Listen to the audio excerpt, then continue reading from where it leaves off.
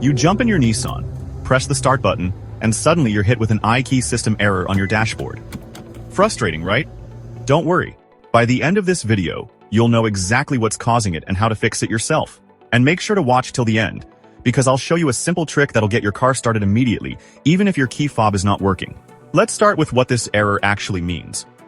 When you see the I-Key system error warning in your Nissan or Infiniti, it's telling you there's a problem with your Nissan key recognition. Basically, your car can't recognize your key fob. It can't verify that the correct key is inside the vehicle. And when this happens, pressing the start button does absolutely nothing. Your car simply won't start. Now, let's dig into the actual causes behind this problem. Cause number 1, and by far the most common, is a dead key fob battery. In most Nissan cars, these batteries don't last long at all. You're looking at replacing every 2 to 3 years, sometimes even more often. That's because the keyless entry chip is constantly drawing power. Replacing your key fob battery is cheap and easy. You can do it yourself for just $2 or $3. Cause number 2 is your vehicle's 12-volt battery. When it starts dying and the voltage drops, it directly affects your anti-theft system. This is especially noticeable after your car has been sitting for a while. If you've already replaced your key fob battery and you're still getting the error, try charging your 12-volt battery. If that battery is over 5 years old, just replace it. Old batteries cause all kinds of electrical gremlins. Cause number 3 involves ground connections. Nissan vehicles are notorious for corroded ground cables, particularly as they age. The ground cable connects the negative terminal of your 12-volt battery to a metal part of your car's body. Track that cable down to where it connects and inspect it carefully. If you see corrosion, disconnect it and clean it thoroughly. Bad grounds can cause intermittent electrical problems that are incredibly annoying to diagnose. And rarely, cause number 4 is a faulty body control module, or BCM. The BCM is the computer responsible for your key detection system.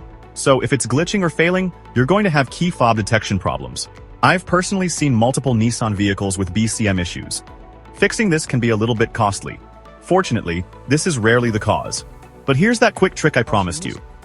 If you need to start your car right now despite the error, take your key fob and press it directly against the engine start button.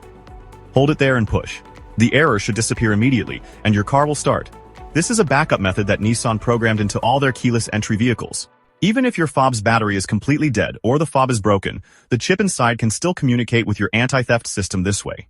Now, this is just a workaround. It's not a permanent fix. The next time you get in your car, that error message will be back. So here's your step-by-step game plan for a real solution. Start by replacing the battery in your key fob. It's the cheapest and easiest fix. Next, disconnect your 12-volt battery for about 5 minutes. This resets your car's control modules and sometimes clears the error. After that, charge your 12-volt battery or replace it if it's old. And while you're at it, locate and inspect your ground connections for any corrosion. If you've done all of that and the I-Key system error is still popping up, it's time to find a good mechanic who can diagnose whether your BCM is the problem.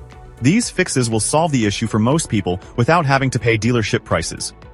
Take it one step at a time, and you'll get your Nissan back to normal.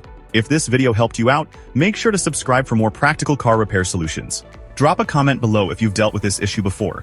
I'd love to hear what worked for you.